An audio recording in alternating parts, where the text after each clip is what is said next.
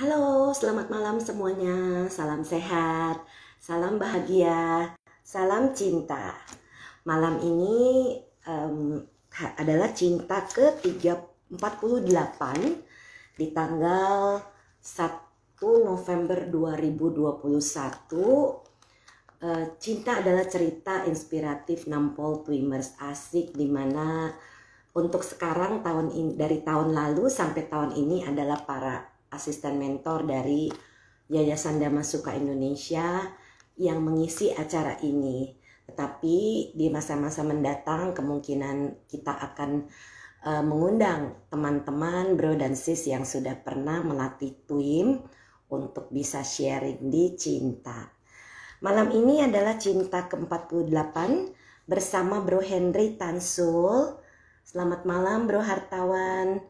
Betty atau Sis Betty ya, maaf ya. Namanya Hartawan Betty sebabnya. Oke, kita akan ngobrol bersama-sama dengan Bro Henry Tansul dengan tema menemukan dhamma dalam bisnis. Saya akan undang Bro Henry-nya yang sudah bergabung malam ini. Oke, sebentar ya, Henry.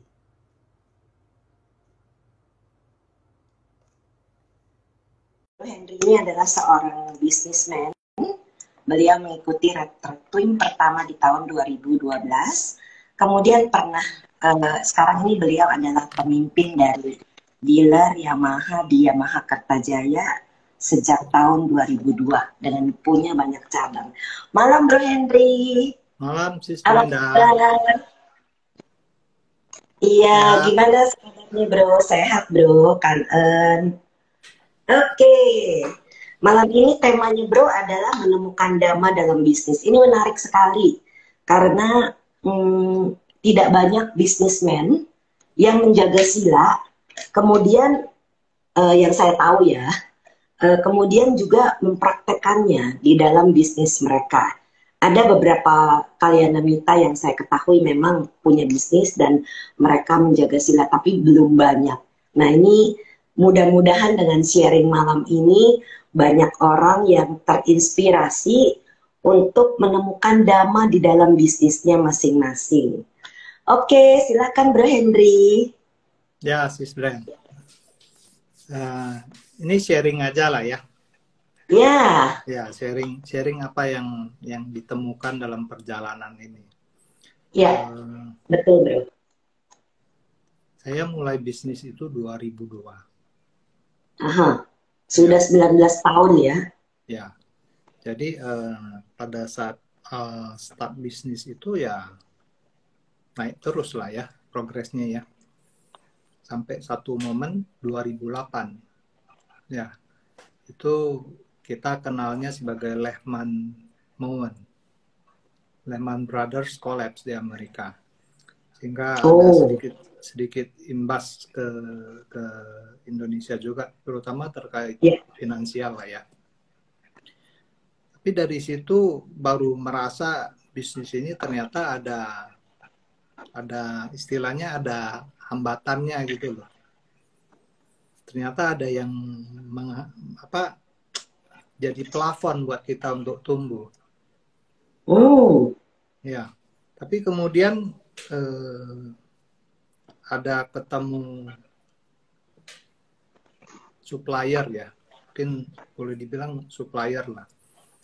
Jadi supplier ini karena sering lunch meeting, terus akhirnya satu waktu dia ajak saya, yuk saya dapat voucher seminar nih, seminar bisnis, dan saya boleh ngajak satu orang kawan. Jadi dia kepikir untuk ngajak saya. Kemudian habis itu ya saya pikir oke lah, coba deh. Tapi begitu datang konsep-konsep yang dijelaskan sih sangat menarik ya. Tapi masih ada keraguan. Belum langkah ya, tetap ada keraguan. Akhirnya mereka tawarkan untuk ketemu satu sesi private. Tapi dari situ baru mulai menyadari sebenarnya yang jadi masalah dalam bisnis itu apa. Nah, selama ini mencari-cari masalah yang benar-benar krusialnya itu agak kesulitan. Sumber masalahnya tuh dari mana tuh agak sulit menemukannya. Nah, setelah dari situ baru dapat mindset baru. Kemudian begitu pemahamannya dipahami, baru ngerti. Satu pertanyaan dasar yang dia tanyakan waktu itu. Kamu punya masalah apa? Dia tulis satu persatu tuh masalah yang saya sebutkan di papan. Kemudian ditanya, ini masalah yang ini semua sumbernya dari mana? Coachnya tanya saya, ini sumber masalahnya dari mana? Kemudian ya semua dirunut, akhirnya ya nggak ketemu sumber masalahnya dari mana. Sampai dia point out ke saya, sumber masalah di bisnis ini yang kamu hadapi ini, semua sumbernya dari kamu. Nah kok saya yang jadi problem? Selama ini kalau kita ketemu problem, result kurang bagus, yang kita lakukan pertama kali kan pasti nunjuk dulu. Ini gara-gara si ini nih. Ya, penjualan nggak bagus, salesnya masalah nih. Ya, operasional nggak mulus, tim di operasional masalah nih. Terus after sales kita nggak bagus, ini tim di after sales ini masalah nih. Selalu kita point out dulu, satu persatu tim kita ini kita cari masalahnya apa. Kemudian kita konfrontir, kita coba minta mereka untuk lebih berusaha atau lebih ngikutin aturan. Tapi begitu dia bilang sumber masalahnya dari saya, nah ini hal yang baru sekaligus yang nggak enak lah ya terima statement itu, tapi sekaligus setelah dia runut memang nggak ketemu habis ujung pangkalnya. Tapi begitu dia point out seperti itu, kemudian dia lanjut lagi dengan satu statement bahwa bisnis itu adalah cermin dari pemiliknya. Ya, apa yang karakternya si pemiliknya itu yang akan tercermin dalam bisnisnya itu. Itu yang akan orang persepsikan, itu yang akan kita lihat di timnya, di karyawannya dan segala macam. Ya. Jadi dari situ baru mulai explore. Terus jadi harus bagaimana? Ya. Jadi harus bagaimananya. Ini yang jadi pertanyaan selanjutnya. Kalau saya yang jadi masalah, terus saya harus bagaimana? Kamu harus belajar. Ya. Kamu harus menambah, kamu punya pengetahuan. Kamu harus menambah, kamu punya keahlian. Kamu harus memperluas, kamu punya daya pengaruh, sehingga pada akhirnya masalah yang tadinya kamu tidak sadari atau tidak kamu bisa selesaikan, setelah kamu punya knowledge yang baru, punya skill yang baru, punya tools yang baru, bisa action untuk menyelesaikan problem-problem itu. Tapi problem-problem itu semua terkait dengan owner, terkait dengan pemilik atau pemimpin atau siapapun yang in charge di bisnis itu. Ya, by the way, dari situ kalau yang mau bertanya, boleh ditanya ada tanda tanya di situ, nanti Bro Henry bisa bantu jawab. Oke Bro, lanjut Bro. Ya. Menarik ini. Tapi setelah dijalani akhirnya memang iya ketemu. Ada 3 yang dia bilang racunnya racunnya personal development itu ada 3. Yang pertama kita blaming. Kita menyalahkan orang lain. Kita pointing finger. Kita tunjuk jari kita ke orang-orang. Ini salah dia, ini gara-gara dia, ini gara-gara ini gara-gara itu. Kalau belum cukup, kita akan cari excuse. Kita akan cari alasan, oh ini gara-gara krisis, ini gara-gara pemerintah, ini gara-gara regulator, ini gara-gara kompetitor. Kita akan cari excuse, alasan apapun untuk membenarkan bahwa kondisi ini memang wajar terjadi. Kalau tidak cukup lagi, kita akan mulai deny. Kita akan denial ya, mengingkari bahwa ini bukan problem. Ini ya sudah memang harus seperti ini. Ya, jadi blame, excuse, denial ini salah satu 3 racun utama dalam personal development. Jadi setelah menyadari itu, mulai explore lah. Kira-kira harus start dari mana, karena ternyata PR-nya banyak banget. Ya, dari situ juga menyadari sebenarnya setelah kita touch bisnis, sebenarnya yang harus berubah itu justru kehidupan personality dari si owner atau leader dalam bisnis itu sendiri. Bukan tim kita yang harus berubah dulu. Tapi saya sebagai leader yang dituntut untuk berubah dulu. Ya, kenapa? Karena prinsip yang dia bilang tadi, owner itu adalah cerminan dari bisnisnya. Jadi kalau ownernya nggak berubah, bisnisnya nggak akan berubah. Ya, tapi kemudian setelah dijalanin, nyambungnya ke Dhamma dari mana? Ya. Ya, ternyata setelah dipahamin, semua balik-balik ke 4 kebenaran mulia. Ya, kebenaran mulia pertama, kita menyadari ini ada problem, ada duka, ada penderitaan akibat problem itu. Kemudian kebenaran mulia kedua, kita telusuri sumbernya duka ini, sumbernya penderitaan ini apa? Ya, sumber penderitaan ini adalah saya. Saya yang menginginkan sesuatu, saya yang tidak menginginkan sesuatu, saya yang mengidentifikasi itu sebagai saya. Ya, tanha bekerja.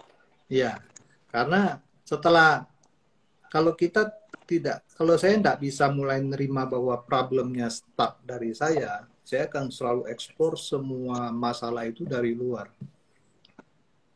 Tapi begitu menyadari kebenaran mulia kedua ini, masalahnya start dari saya. Jadi saya yang harus berubah dulu. Ya, terus kemudian lanjutlah ke kebenaran mulia yang ketiga. Ada akhir dari penderitaan ini. Ya, ada akhir dari masalah. Kita mesti punya visi. Ini solusinya maunya ke arah mana. Di sini dicamkan lagi sama coach saya bahwa kita tuh mulainya tuh justru dari ujung akhir. Start kita yang pertama sekali itu justru endingnya tuh di mana yang kita harus tentukan. Dari ending itulah baru kita bisa menentukan step-stepnya untuk sampai ke endingnya itu tuh. Jadi kita harus belajar menentukan visi kita. Mau kemana nih dibawanya. Kapalnya mau dibawa kemana. Dari situ baru kita tahu harus mampir ke sini dulu, lewat sini, lewat mana. Dari situlah kemudian kita lanjut lagi ke kebenaran mulia yang keempat. Cara untuk sampai ke situnya seperti apa. Nah, cara sampai ke situnya ternyata selain kita punya visi, kita juga mesti punya culture. Culture ini yang harus bisa kita terjemahkan dalam actionnya kita sehari-hari. Jadi culture ini juga cerminan dari bisnis ownernya itu sendiri atau leadernya itu sendiri. Kita menentukan culture-nya seperti apa, kita sosialisasikan terus, kita edukasi terus ke tim kita bertahun-tahun. Ya, mulai dari visi kita mau kemana, culture kita seperti apa. Culture ini jadinya adalah moral guidance-nya kita dalam berbisnis, dalam beraktivitas, dalam berhubungan dengan sesama tim ataupun dengan customer kita. Ya, salah satu poin paling penting di culture itu adalah 5 sila. Iya, betul. Ya, 5 sila itu tercakup penuh dalam culture yang harus kita jalankan. Ya, tidak membunuh atau menyakiti makhluk hidup, tidak mengambil yang tidak diberikan, tidak menghindari perbuatan asusila, menghindari ucapan kasar, bohong, gosip, memecah belah. Ya, memecah belah. Dan yang terakhir, kita tidak mengkonsumsi narkoba ataupun alkohol. Jadi itu yang kita tekankan ke tim kita. Di samping ada culture-culture lain seperti komitmen, integritas, ya, teamwork, kemudian juga apa namanya, belajar, kesempurnaan. Kemudian ada lagi poin yang terakhir itu bersyukur. Ya, jadi start jalan keluarnya itu adalah mulai dari visi, misi, dan culture yang kita setting itu. Setelah itu baru semua tim punya view yang sama. Tapi pada saat mulai jalan ternyata nggak gampang walaupun itu sudah dibuat. Kenapa? Iya. Karena tiap orang begitu ditanya, coba kita tiap minggu kita sama-sama bahas itu selama bertahun-tahun. Jadi kita tim meeting itu ngapain? Bahas pemahaman culture itu. Oh. Ya, kita tim meeting tuh yang pertama kita bahas pemahaman culture kita itu selama bertahun-tahun. Sampai semua punya pemahaman yang hampir serupa lah, kalaupun dibilang belum persis sama. Jadi satu poin, tiap orang kasih view-nya.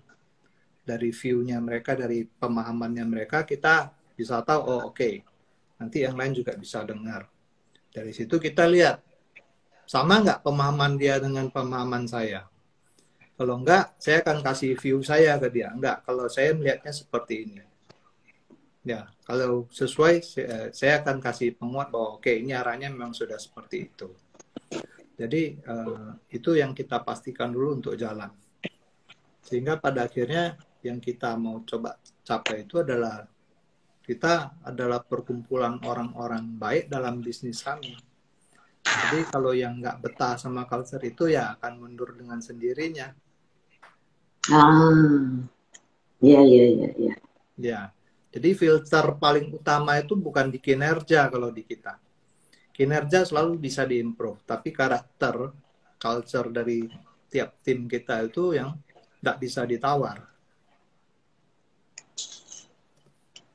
Wow. Bagus sekali nih. Iya juga. Nggak terpikir. Ya, ini input yang bagus sekali nih Bro Henry. Ini bisa diaplikasi di semua hal. Betul. Mau di organisasi, mau di bisnis. Bro Henry harusnya bisa jadi coach juga nih Bro. Belum ada arah ke sana sih. Lebih enjoy ngajar meditasi daripada ngajar bisnis. Bener. Karena rasa bahagianya beda, kepuasannya beda, tapi ujung-ujungnya kita bersyukur karena yang seperti Bro Henry bilang, bersyukur itu adalah suatu hal yang penting kita punya.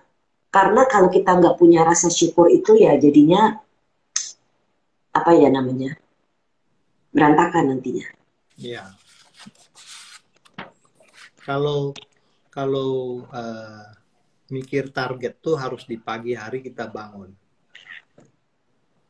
Ya, itu saatnya kita mikirin target. Tapi saat malam mau tidur itu waktunya kita bersyukur. Iya. Apapun hasil yang dicapai hari itu, itulah yang kita syukuri. Iya. Ya. Jadi bukan bikin target buat besoknya lagi gitu ya, karena kan waktunya istirahat. Iya. Kalau mikirin target malam-malam nggak bisa tidur sis. Iya, bener.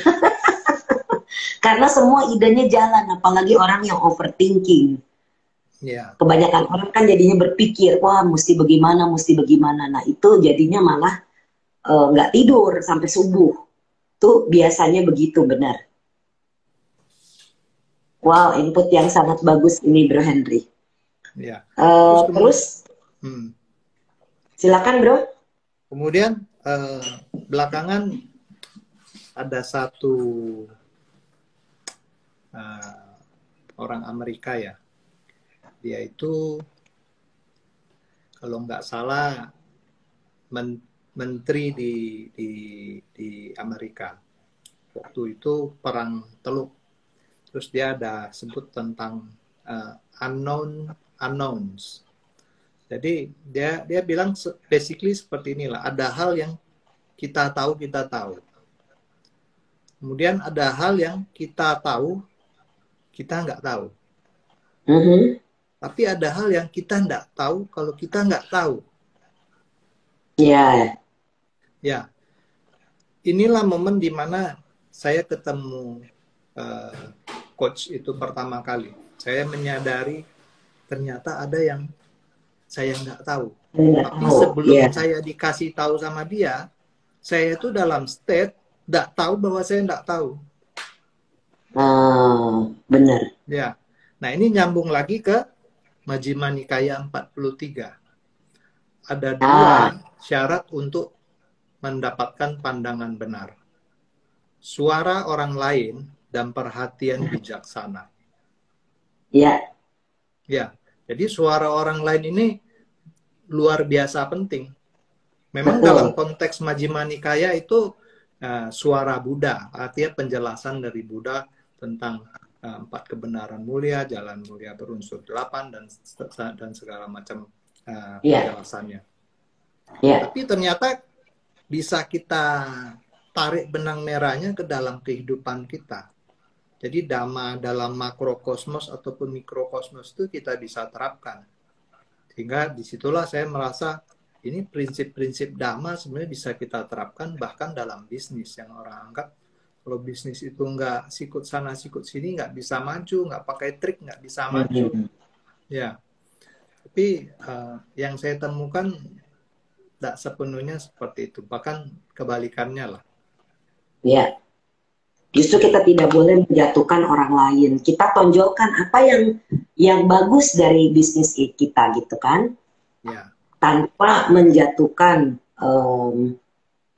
bisnis lainnya. Nggak boleh jatuhin orang, kan nanti juga customer bisa lihat kok ini ngomongnya nggak baik gitu. Nah itu udah melanggar sila. Itu sih yang saya praktekkan di dalam usaha. Saya nggak pernah menjelekkan bisnis orang, tapi saya jelaskan apa yang saya lakukan. Ya. Betul ya. Dan ini benar butuh adanya suara orang lain. Kenapa? Karena orang itu betul butuh coaching. Ya. Kita bisa lihat nggak ada satupun atlet top dunia itu yang nggak punya pelatih. Atlet sehebat apapun semua punya pelatih. Bahkan di masa keemasannya mereka. Kenapa? Karena dia butuh seseorang yang menunjukkan unknowns-nya. Hal yang dia tidak tahu. Dia butuh seseorang yang menunjukkan blind spot-nya. Ya, semua orang pasti punya blind spot. Nggak mungkin nggak ada. Ya, betul. Kalau kita mau uji sederhana aja. Kita nggak bisa lihat belakang kepala kita. Tanpa alat bantu atau tanpa orang lain. Ya. Ya, begitu kita menyadari ada yang nggak benar, kita mau perbaiki atau mau obati atau apapun, pun kita nggak bisa lakuin sendiri meskipun kita lihat cermin. Sulit sekali. Atau punggung, atau tangannya nggak sampai. Ya, kita tetap butuh orang yang bisa menunjukkan blind spot-nya kita. Ya. Karena belakangan ternyata setelah menyadari ada hal yang kita tidak tahu, barulah ketemu ternyata dalam prosesnya kita jadi leader atau jadi pengusaha itu kita banyak perangkapnya. Ya, banyak perangkap yang bisa menjebak kita. Tapi setelah dijalanin ternyata ini bukan hanya untuk kita sebagai seorang leader atau business owner atau apapun. Karena basically yang tadi saya temukan bahwa perbaiki bisnis itu yang pertama harus diperbaiki justru kitanya sendiri. Personal development-nya itu dulu yang kita harus lakukan.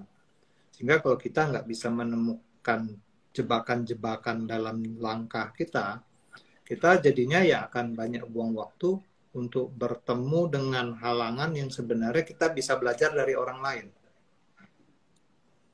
Ya, jauh lebih murah belajar dari pengalaman orang dibanding pengalaman sendiri, sis. Iya, betul. Nggak usah keluar resources dan tenaga dan biaya. Dan waktu, sis. Ya, betul. Dan Ya. waktu. Bayangkan kalau kita sudah salah jalan 5 tahun, baru dikasih tahu. Dengan sebelum kita jalan, kita sudah punya maps, kita sudah punya peta. Kita sudah punya arah ini harus kemana, hati-hatinya di mana.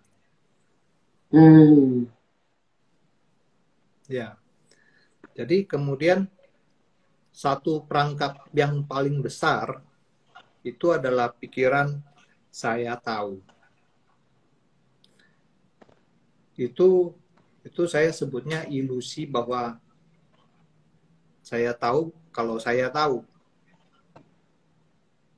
Ya, pikiran saya tahu itu menutup peluang kita melihat bahwa saya tidak tahu, saya tidak tahu. Tapi begitu kita berpikir terus, saya tahu. Orang baru ngomong sedikit, saya tahu. Ini ngomong sedikit, saya tahu. Ya kita nggak akan menyerap apapun.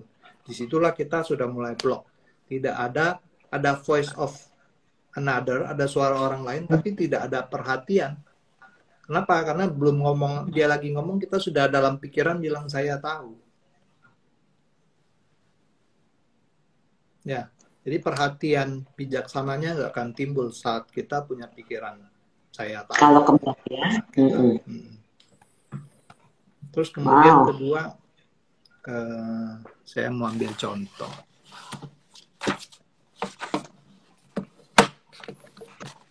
Ilusi kebenaran. Kadang-kadang kita itu seperti dapat ilusi bahwa kita tahu hal yang paling benar. Ya, jadi saya ambil contoh seperti ini. Kalau saya tanya, apa yang sis lihat atau apa yang teman-teman lain lihat? Bisa di-describe nggak? Bisa dijelaskan nggak? Ini materialnya apa? Warnanya apa? Ya, coba sis sebut. Ini warnanya apa, sis? Silver, ada titik, ada gambar hitam di tengahnya. Iya. Tapi kalau sekarang saya bilang, saya nggak setuju, sis. Oke. Ini warnanya hitam, saya bilang. Bukan silver. Oke. Ya. Sis tentu akan bilang, atau orang pada umumnya tentu akan bilang, saya salah. Kenapa? Karena jelas-jelas warnanya silver. Aha. Apa mungkin di baliknya bro, yang bro lihat itu hitam? Betul. Karena ternyata point of view kita akan menentukan apa yang kita lihat. Padahal yang dilihat adalah sesuatu yang sama. Ya, tapi kita ngelihat dari sisi yang berbeda. Ini yang saya sebut ilusi kebenaran. Kita berpikir yang kita lihat itu sudah 100% benar. Tapi ternyata yang kita lihat hanya satu sisi aja. Tapi begitu kita lihat dari dua sisi, kita akan baru menyadari, oh, ternyata enggak. Ternyata dia benar, saya benar. Kita bicarakan sesuatu, dua hal yang benar, tapi bicarain hal yang sama. Di situ kita bisa bilang kebenaran itu sebenarnya sangat relatif. Ya. Tidak ada kebenaran mutlak. Tergantung dari sisi mana ya bro ya? Ya. Tidak ada kebenaran mutlak kecuali dhamma. Dhamma. Ya. Ya. Dhamma nggak bisa ditawar bro. Ada nggak nih bro dan sis yang mau komentar atau mau tanya nih sama bro Henry, mumpung ada coach bisnis dan live. Ini sebenarnya berlaku juga dalam kehidupan kita ini. Sis jangan sebut saya coach sis, saya lebih ke praktisi. Tapi kalau tidak ada suara bro Henry, kita tidak bisa melihat perhatian bijaksana ini bro. Ya, sharing lah, namanya kan sharing sis. Ya, itu sebabnya kenapa pentingnya informasi-informasi seperti ini di-sharing kepada orang supaya, oh iya ya selama ini saya nggak mikir dari sisi itu gitu. Selama ini yang saya lihat dari sisi ini. Jadi benar seperti yang Bro Henry bilang, Hmm. perlunya suara orang lain. Ada yang ngasih tahu. Kalau nggak ada yang ngasih tahu ya blind spot. Jalannya begitu aja. Ya, cuman memang Bro Mardi bilang ya, bro, ilmunya dalam banget, butuh waktu mencerna dulu.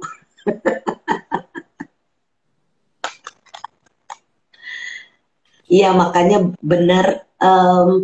Terkadang contoh misalnya kita belajar sesuatu, kita belajar bersama. Yang kita lakukan ya bro, setiap Sabtu malam itu kita ada kelas suta.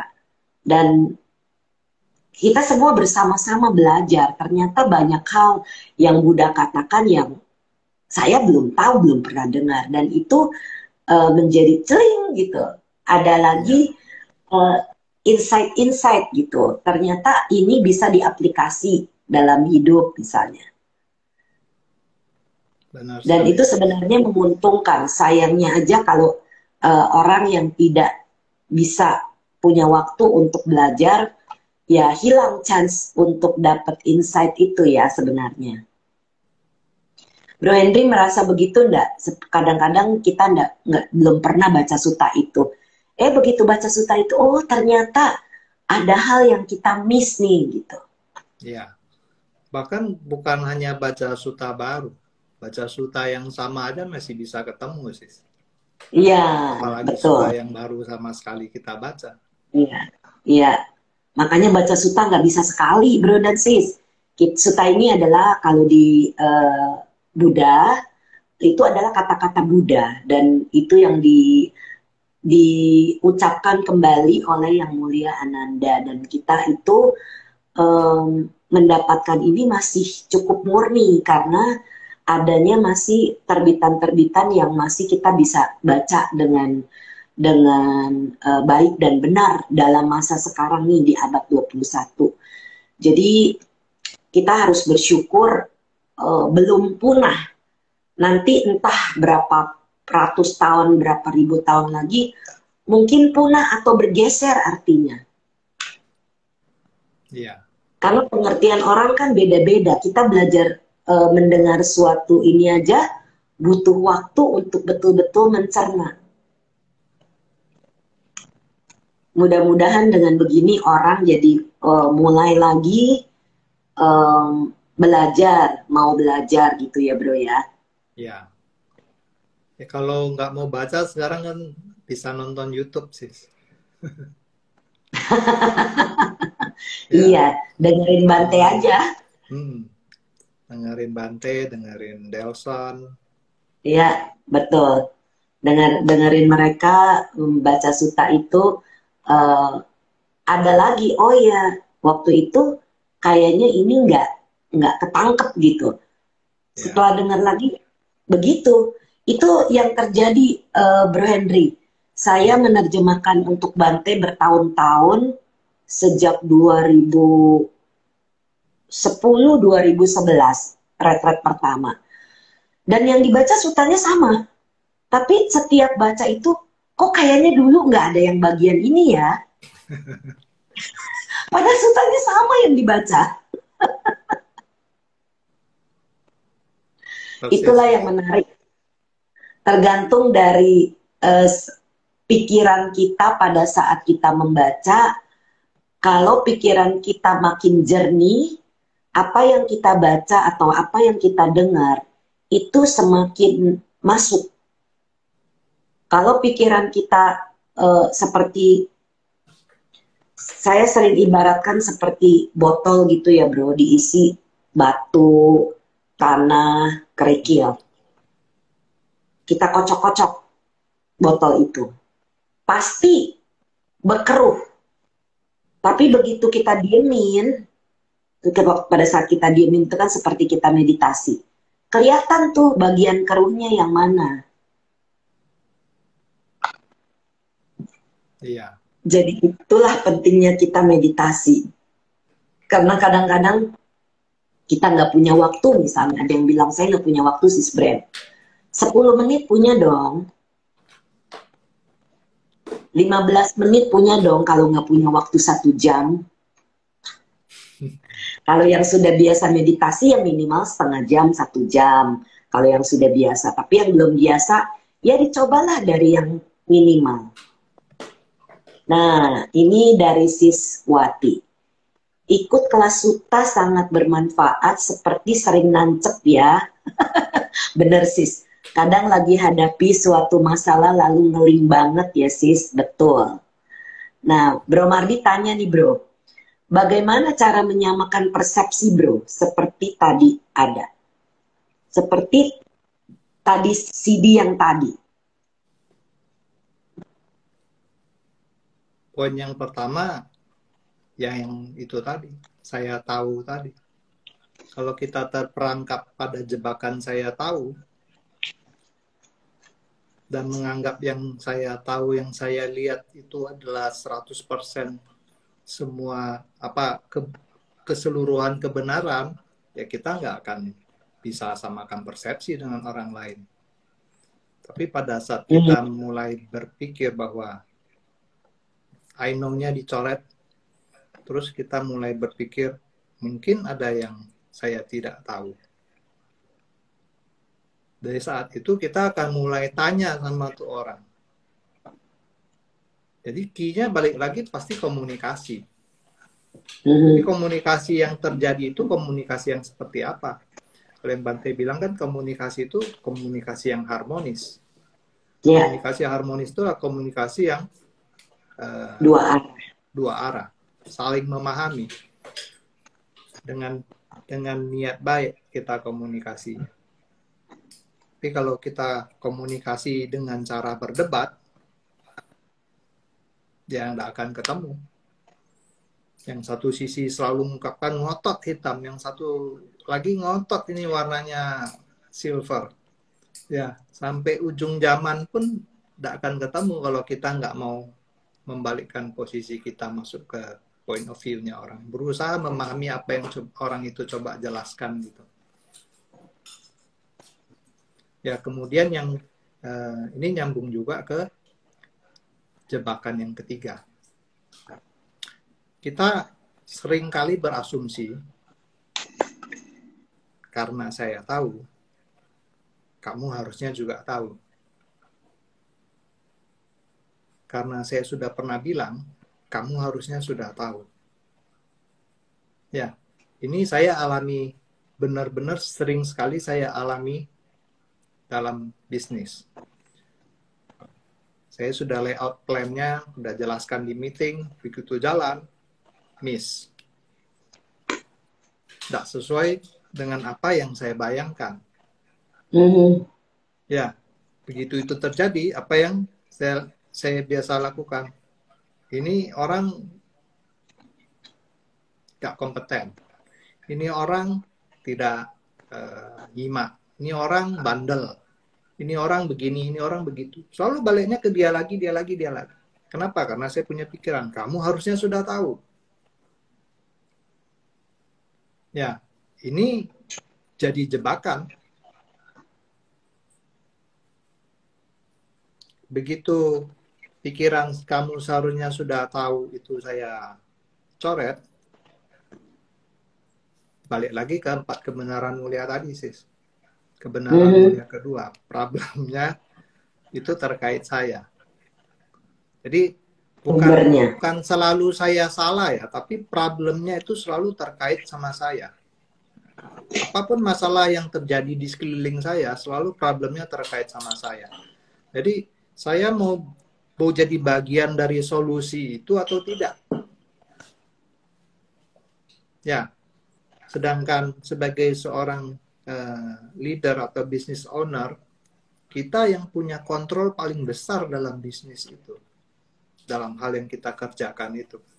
Sehingga kalau saya tidak jadi bagian dari solusi, yang terjadi adalah karyawan turnover, ganti karyawan baru, segala macam. Ya. Atau ya kadang-kadang mungkin ada pebisnis yang ngalamin apa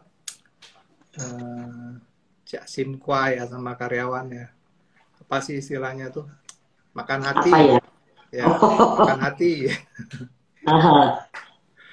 Ya, makan hati sama timnya. Ya itu startnya karena kita berpikir dia seharusnya sudah tahu. Sehingga solusinya apa? Solusinya saya harus ngelihat dulu apa keterlibatan saya dalam problemnya dia. Sehingga saya bisa jadi solusinya. Jadi begitu saya mulai berpikir seperti itu, yang pertama saya review pada saat meeting, saya jelasinnya sudah cukup jelas atau belum. Ya, artinya saya memastikan mereka benar-benar mengerti, atau saya hanya berasumsi mereka mengerti, karena saya sudah pernah bilang sama mereka. Ya, kunci delegasi yang pertama adalah kita mendelegasikan pekerjaan ke orang yang kita tahu dia bisa. Bukan kita pikir dia bisa.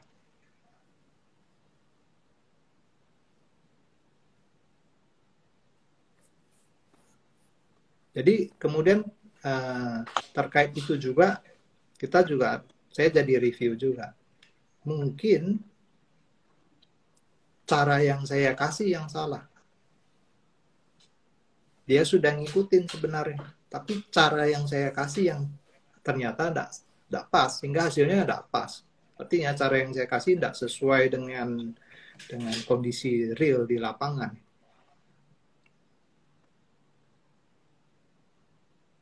Ya, jadi yang di review itu selalu balik dulu ke rule-nya dulu.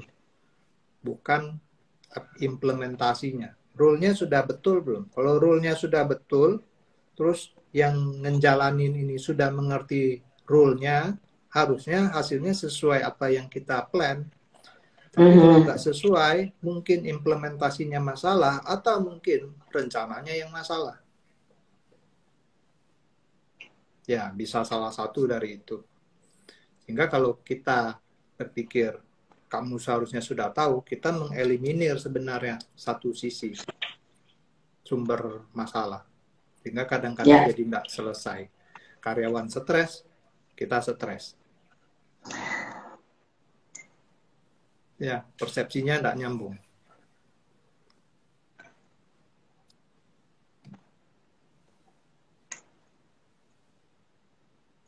Saya baru ingat ada satu, wah nggak berasa udah mau 1 jam bro.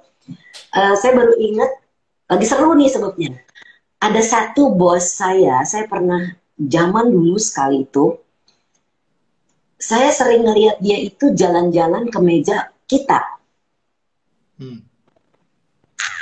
Dan dia bilang, jangan berpikir saya jalan-jalan ini, saya pengangguran. Ternyata dia bilang, ada yang namanya management by walking around. Saya baru kepikir nih. Dan dia benar, kalau kita cuma duduk di belakang meja, kita nggak tahu apa yang terjadi dengan setiap orang. Saya baru ingat nih kata-kata dia. Dan itu benar banget, karena dari dia saya jadi belajar, oh iya ternyata kita jadi manajer lah dulu.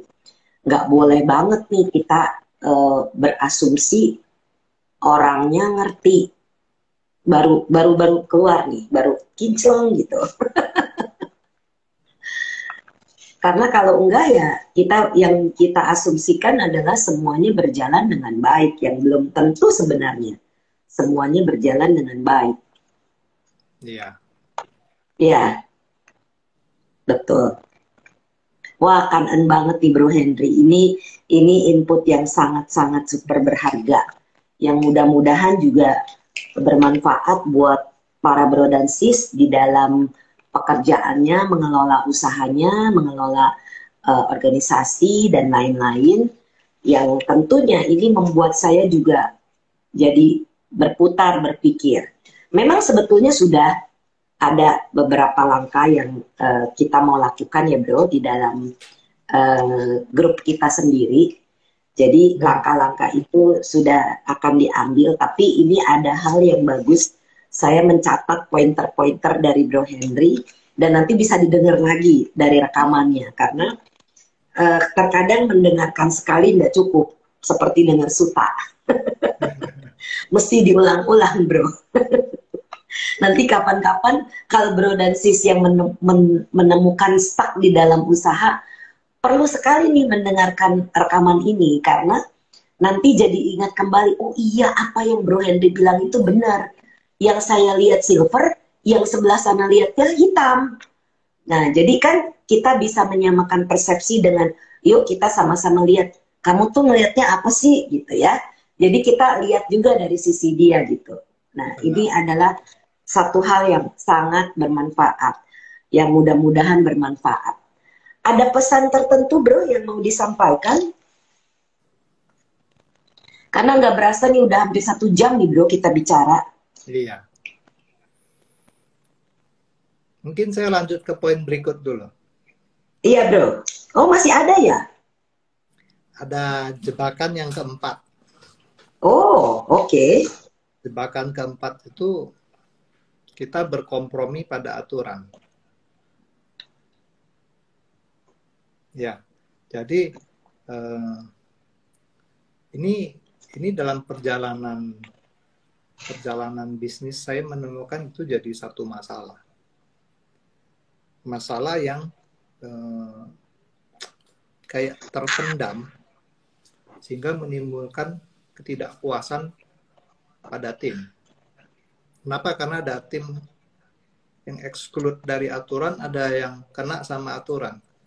Padahal mirip-mirip aturannya, atau mungkin aturan yang berbeda. Aturan yang berlaku parsial, atau orang suka bilangnya tebang pilih. Ya padahal kadang-kadang yang kita niatkan itu sebenarnya bukan tebang pilih, tapi lebih pada menyesuaikan kondisi dengan apa yang kita akan lakukan. Tapi itu terkadang menimbulkan salah persepsi dalam tim. Ya kenapa? Karena yang mereka lihat kan sisinya mereka. Mereka nggak memahami cara beranalisa atau dasar keputusan itu. Makanya meeting reguler, terutama kalau lagi ada problem kita brainstorming itu memang sangat penting. Ya disitulah kita akan istilahnya buka secara transparan. Tapi sebelum mulai, saya selalu bilang sama tim, tujuan kita meeting ini bukan mau menyalahkan siapa-siapa. Memang ada yang berbuat salah, dalam tanda kutip kita anggap berbuat salah. Tapi poinnya meeting itu adalah bukan event penghakiman, tapi justru event untuk belajar dari situ. Kemudian kita lihat problemnya apa, kita cari solusinya sama-sama, kita ambil keputusan yang bisa disepakati semua orang, sehingga semua komitmen sama keputusan itu, semua jalankan semua apa yang kita putuskan bersama itu. Memang tim akan kasih masukan, tapi pada akhirnya saya sebagai leader mereka, saya harus putuskan apa keputusannya. Ada yang bisa saya akomodir, ada yang tidak bisa. Saya akan jelaskan, ini kita tidak bisa, ini kita bisa pakai. Tidak bisa bukan berarti selamanya nggak bisa. Untuk saat ini kita belum bisa. Tapi mungkin tahun depan ide yang dia sampaikan sekarang jadi relevan. Yang sekarang relevan, tahun depan nggak relevan. Right. Ya, sehingga akhirnya aturan kita itu aturan yang hidup. Aturan kita tuh menyesuaikan diri dengan perkembangan zaman. Saya ingat ada satu, saya lupa siapa namanya. Dia menggambarkan seorang pengusaha yang ada saat itu. Oh, Dahlan Iskan. Pak Dahlan Iskan, kalau saya nggak salah kutip ya, dia itu bilang, kompetitor kami, brand satu brand kompetitor kami itu seperti tanker yang geraknya seperti kapal speedboat lincahnya. Oh. Ya, kapal tanker itu kan harusnya memanuver sulit sekali. Tapi Hmm. kompetitor kami itu luar biasa gesit walaupun dia itu super size. Ya, apa yang buat dia bisa seperti itu? Salah satunya adalah karena dia mau memahami apa yang ada di benaknya partner bisnis mereka. Dia mau memahami, leadernya mau memahami apa yang jadi consideration, apa jadi pertimbangannya market. Sehingga pada akhirnya dia paham problemnya, dia bikin rule-nya, dia bikin policy-nya, policy-nya itu tepat. Sehingga berhasil membalikkan situasi mereka yang sebenarnya sudah terjepit, akhirnya jadi momentum untuk maju dan grow lebih cepat lagi. Hmm. Ya, jadi nggak ada problem yang permanen bahkan kan. Tapi kalau Ya. kita nggak mau menyelesaikan problem itu dengan bijaksana, dengan prinsip 4 kebenaran mulia, ya kita nyelesain problem dengan problem baru jadinya.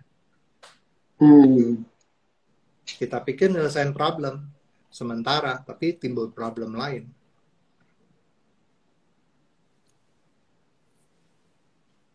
Ya, betul. Ini ada komentar sih, bro, dari Sis Ivana. Business is about communication ya. Ya, leadership is about communication. Ya, semua dalam segala hal ya sebenarnya. Bukan cuma bisnis, tapi dalam relationship juga begitu. Betul. Kalau yang satu diam, yang satu terus, itu bukan berdua. It takes two to tango. Jadi harus bertenggo berdua ini. Benar banget sih. Ya, oke. Masih ada lagi Bro Henry? Mungkin itu aja sih. Luar biasa ya.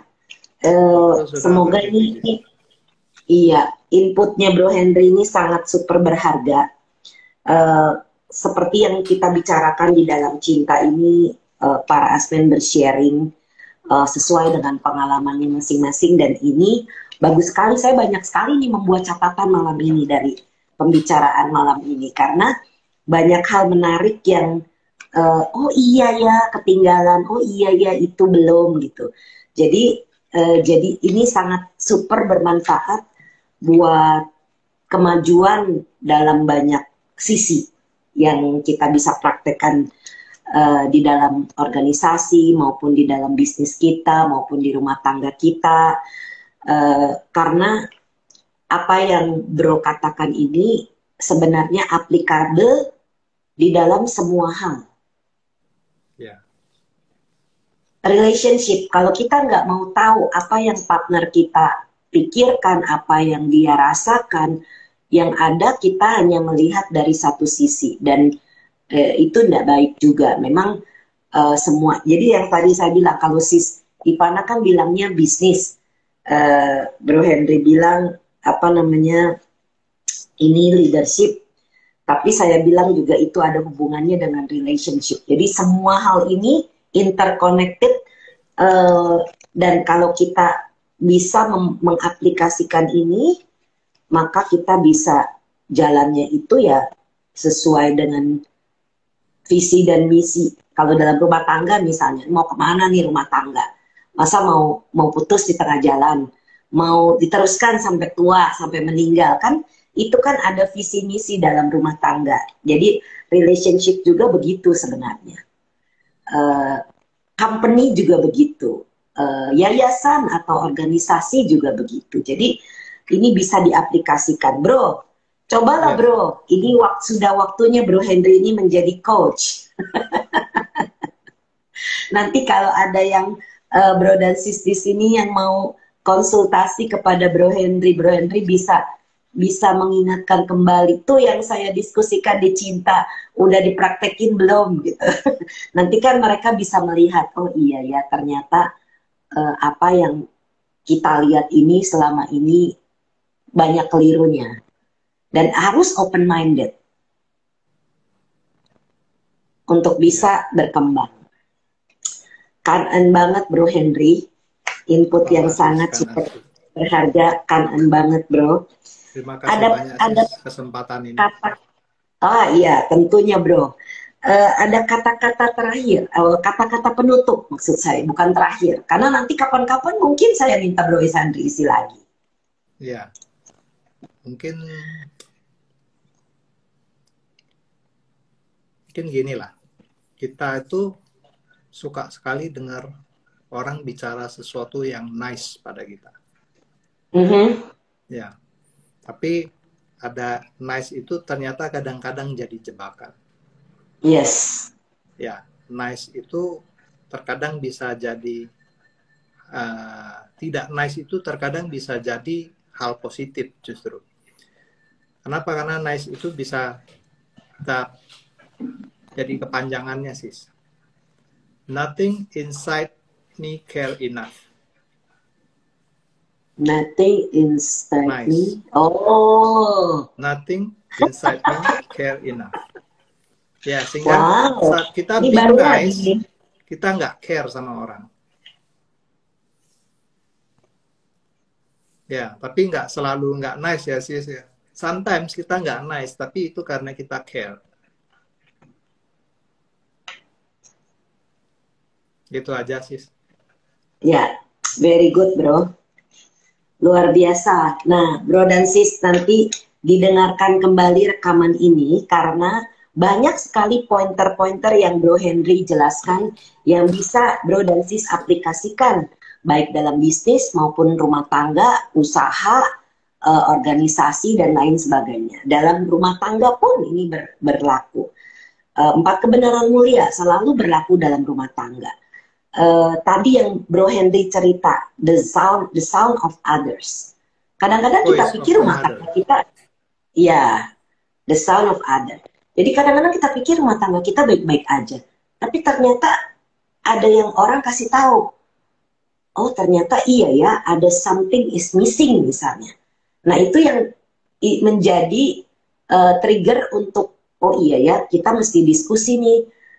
Kalau menurut orang ini ada something yang missing di dalam hubungan kita, dan itu kita bisa memperbaiki untuk ke depan. Tapi hati-hati loh sis. Ya, hati-hati memilih teacher atau memilih orang yang kita konsul. Ya. Kenapa? Karena teacher itu yang akan menentukan decision. No. Guru kita akan memberikan pemahaman. Pemahaman kita akan menuntun pada keputusan. Keputusan kita akan menuntun pada actionnya kita, sehingga pada akhirnya resultnya. Sehingga kalau kita salah pilih orang yang kita ajak konsultasi atau salah memilih guru, ujung-ujungnya resultnya tidak akan sesuai yang kita bayangkan. Ya, betul.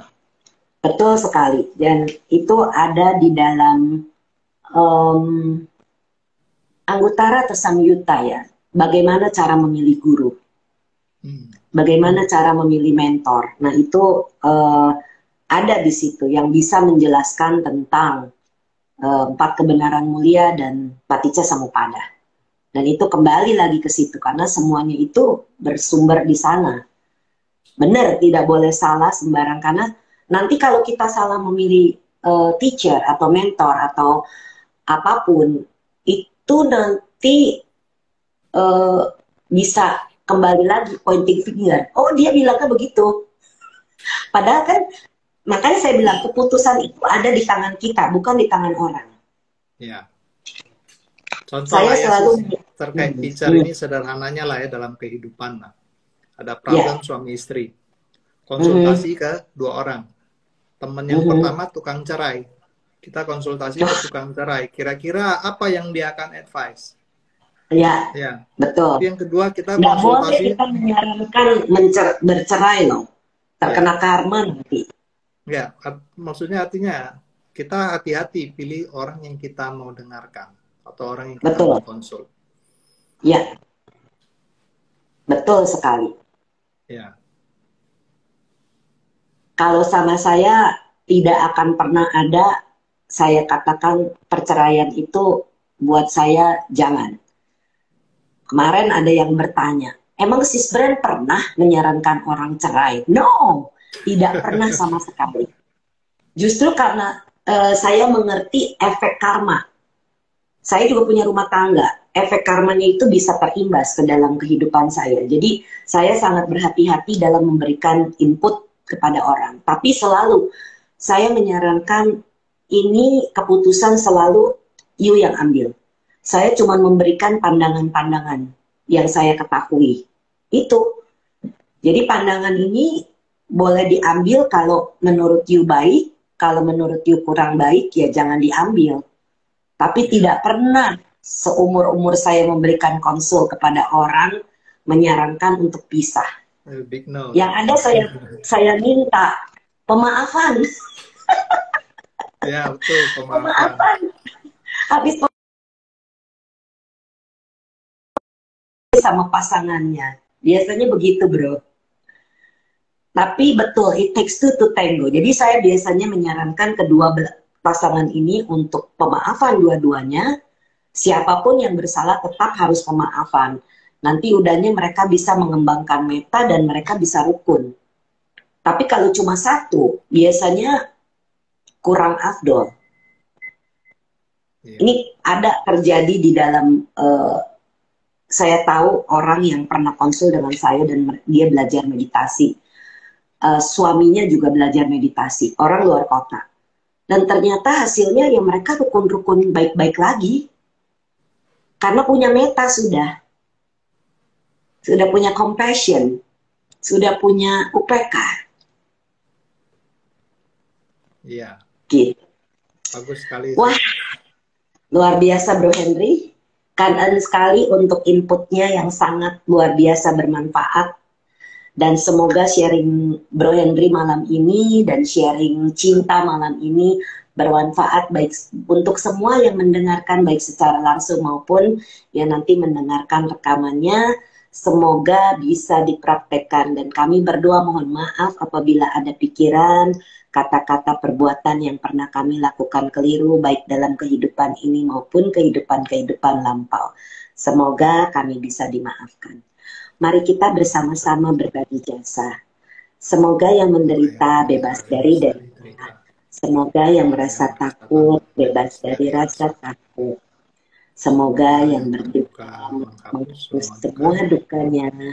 Dan semoga semua makhluk menemukan kelegaan. Semoga semua makhluk berbagi jasa yang telah kami peroleh untuk memperoleh semua jenis kebahagiaan. Semoga semua makhluk di angkasa dan di bumi, para dewa dan naga yang perkasa, berbagi jasa-jasa kami ini. Semoga mereka terus melindungi ajaran Dhamma. Semoga mereka terus melindungi Indonesia dan seluruh dunia. Semoga semua makhluk berbahagia. Sadu, sadu, sadu. Wah, masih ada pertanyaan sebentar. Ada dari satu orang, Mam Brenda, jika kita tidak sadar untuk sarankan cerai baik secara langsung atau tidak, bagaimana memperbaikinya? Jadi perbaiki, kasih tahu bahwa semua orang punya karma. Dengan pasangan, dengan bos, dengan anak buah, dengan anak, dengan orang tua, itu semua ada karma yang bekerja. Jadi ya kita harus jalankan dan kita tidak bisa lari. Bukan perceraian lah jalannya. Jadi kita harus jalankan dengan legowo. Biasanya saya menyarankan pasangan itu masing-masing harus mempunyai hobi yang positif.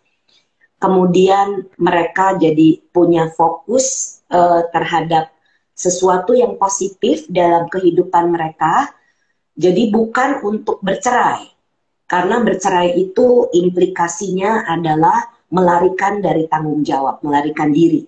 Itu kita tidak bisa lari kalau sudah kena karma. Jadi sebagai teman atau sebagai saudara, kita mungkin punya empati terhadap orang yang curhat sama kita.